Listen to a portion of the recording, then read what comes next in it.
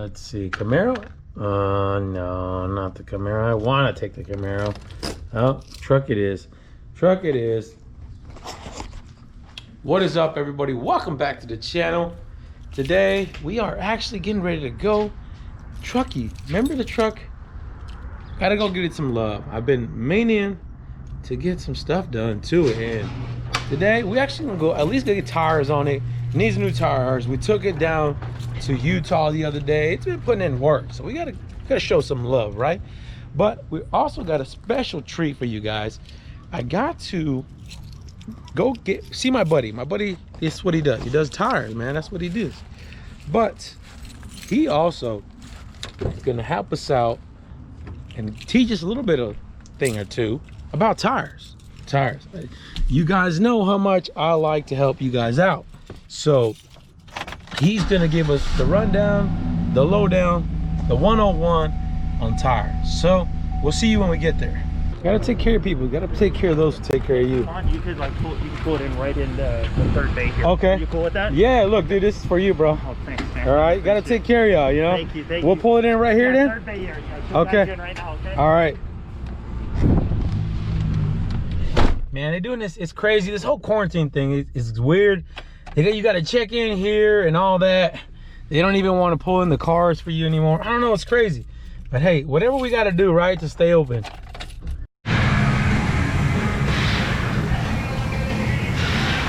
Oh yeah. What you guys think? What you think, boys?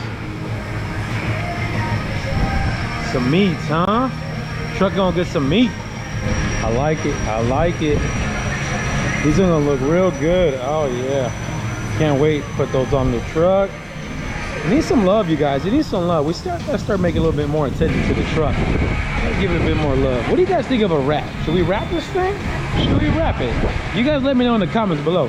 Oh, we're gonna find Jeff here in a little bit. Like I said, we're gonna talk a little bit about the tires. He's gonna give us a little insight on them and give you guys some insight, because you know how much I like to help you guys out. This is the guy. This is the man. My buddy Jeff. He is the tire guru. I am here with him behind the scenes at his spot here. So I'm gonna, you know what? I'm gonna let you talk to him about it. We're gonna pick his brain today. We're gonna ask him what is the best tire to run out on the track. That's what we all want to know, right? Jeff, how you doing, man? Good. How's it going? Thanks for coming in. Yeah. Hey, thank you for having us. He is hooking us up with the tires today for the truck. Not only that, I have convinced him to give us a little bit of breakdown on what is the best tire to run, whether you're running from street to extreme. So, Jeff, what do you got for us? No worries. So pretty much what I picked out was just the 3 most popular tires that we would look at if a customer came in, depending off their needs. You know, and I'll work basically from this way to here, going from your everyday kind of just street performance tire to a little bit more high performance, dry, wet traction to full on autocross track tires. So when a guest comes in, say they have your everyday Camaro, Challenger, 5.0 Mustang, Charger, they're doing everyday driving, they still want a little bit better traction and performance based off of a factory tire. This would be one of our more popular ones to go with. All 3 tires are going to be an asymmetric tread design. So what that's going to mean is there's an inside outside, but they can be mounted on any 4 corners of the vehicle. Asymmetric's real popular now because the tire can actually, in 3 sections here, the inside and outside has its own reason why it's designed that way. So for this tire here, the easiest way when you're looking out is we're gonna just, you read across. So you got 225, that's your millimeters in width. So that's from section width to section width is 225 millimeters wide. The 40, a lot of people don't really understand what it is. So that's your aspect ratio. That's your actual sidewall here. So that 40 means that this sidewall aspect ratio is 40% of the width. And then obviously it's a radial compound, that's why it's an R, and then 18, and that's the rim size, 18, so that's from inside to B to inside to B. Also, you'll see this is just your load index in the speed rating. What we're going to talk about a little bit, real quick dive in, is speed rating, since we're talking about performance tires. Every one of these tires is going to be a ZR rated tire, which means that this tire is rated up to 186 miles an hour. And what that means is, it doesn't mean that the tire is limited to 186. It means when you're driving, that tire can withstand 186 miles an hour for an extended period of time rotation. What happens is, say if this wasn't a Y and it was an H rated, and it was only rated for maybe 120 miles, that tire, after a certain point, the construction would start to break down because it's not rated to be carried at that high of a speed.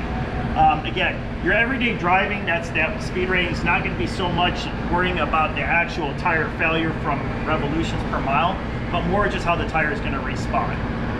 Gotcha. So you're saying everyday driver, this is more than okay. Oh, yeah. I mean, we don't have to worry about obviously going 180 plus in this thing and then not having blowout or having any kind of tire wear or bubbles or anything like that. Really what this is going to do is when you get up into that ZR rating, it's steering response. So for an everyday driver, I tie it back in not to the speed rating, but to the safety aspect of steering response and braking.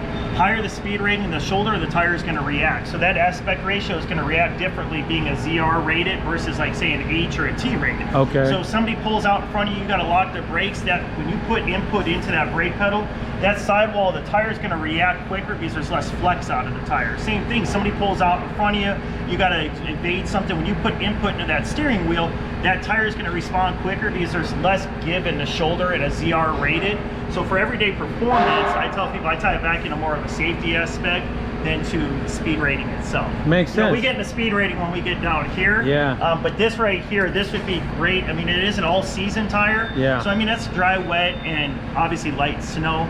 But out here, what it is, it's still a performance compound. So that's why we carry it out here in the desert climate and heat. This would be more than plenty for what we need out here. Gotcha. So what about this Michelin we got over here? So the 4S is really going to be our top of the line summer performance tire. This is going to be matched up there with your Continental Extreme Contact Sport, your Bridgestone Potenza like SO4 pole positions, your Continental, or I'm sorry, your General tires.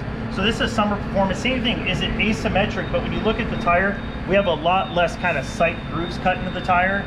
You have more flat surface, and the reason why that is it's a summer performance.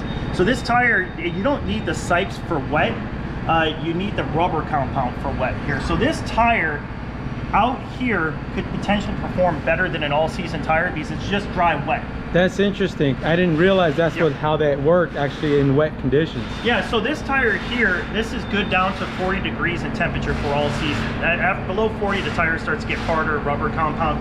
This is gonna obviously, when you get closer to cooler temperatures, yes, the performance will fade. I would recommend this pretty much all year round out here because of the summer performance capabilities, and all you need to do is dry wet. Makes sense. No, that makes sense. So what do we got here? These look like a little familiar, guys. So you guys look like the ones we have on the Chevelle, huh? And this is actually what I got for these are ordered in for my personal vehicle as well. Same thing, I'm building an autocross car. But this is our Toyo Proxys, the R888Rs. Same thing, as you could tell, it is an asymmetric tread design, but it'll be easier to talk about the asymmetric on this because it's a lot more prominent. So on this tire here, pretty sure, let me show you how you can see the designation. So right here, you're gonna get an outside. Okay, so this is how we on an asymmetric, we determine inside and outside. There's no rotational direction. It's literally gonna have an inside and outside.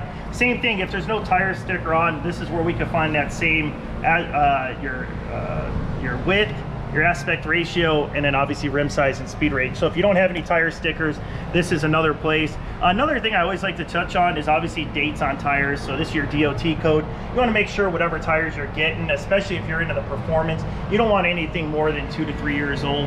Even if it's shelf life, the rubber still eventually breaks down. But to get into this, so here's your outside and inside. So when you look at this tire, I'm going to rotate it a little bit. Basically 2/3 of this tire is flat contact patch. Okay, why that is again, performance, autocross, majority of your load on the tire is going to start out here, and your normal contact patch, when you're under hard cornering, is going to basically look like this. You're going to load the car up, and that's why you need your most contact patch. That's why you see this so wide. So, that's what I was going to say. That's why this is here where it's at, versus on the inside of the tire. Exactly. Now, obviously, when that car is turning, you're still loading up the opposite axle. Yeah. So you still need to have that hard cornering bite on the opposite axle. But this is going to be where all your traction comes from, and that's why asymmetric has become so popular. Now, every manufacturer does it a little bit different. I mean, there's RE71 Bridgestones that are directional still. You know, you have your BF Goodrich, but I mean, with the Toyo, it's the most prominent to be able to see that why asymmetric is becoming so popular, especially in autocross and performance, is because you can take a tire and basically 2/3 of it, almost make it like a slit, to be able to give you that maximum contact patch under hard cornering. That makes sense. So I'm gonna need tires here soon for the Camaro, guys.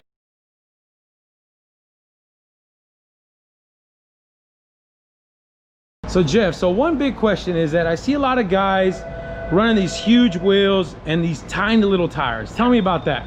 So the last thing is, and I kind of touched on it earlier with contact patches, but the whole concept to go on wider tires, you want to put the most rubber to the road, okay? And the big conception is I'm going to put a big fat tire on, the biggest tire I can do, and that's going to give me the best traction. That's not always necessarily the case. So like say like this 295 3018, just because I know it offhand, the recommended rim width on this is anywhere to be between a 10 and an 11-inch wide rim. Okay, but what you'll see is somebody try to take this tire, put it on a 9-inch wide. Can it fit? Yes, but what you do is by bringing that tire in to meet that 9-inch wide wheel, you'll crown the tire. So you take it, it basically goes from being flat, where you got basically shoulder to shoulder, you're gonna decrease that contact patch.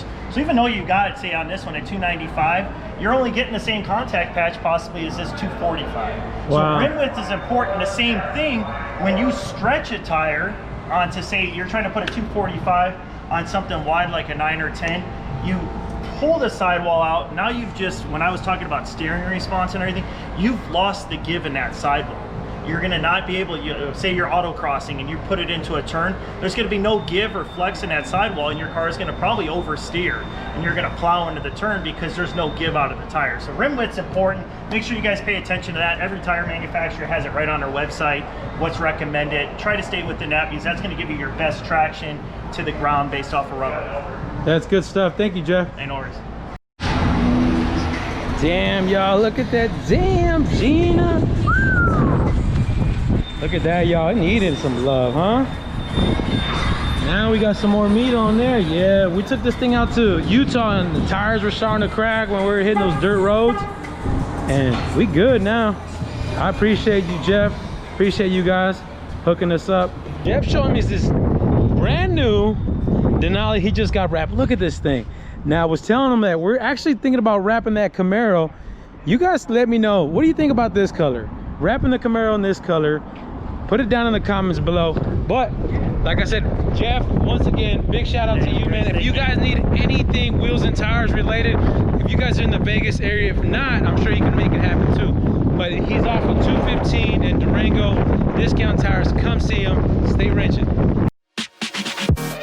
What you wanna do when the sun goes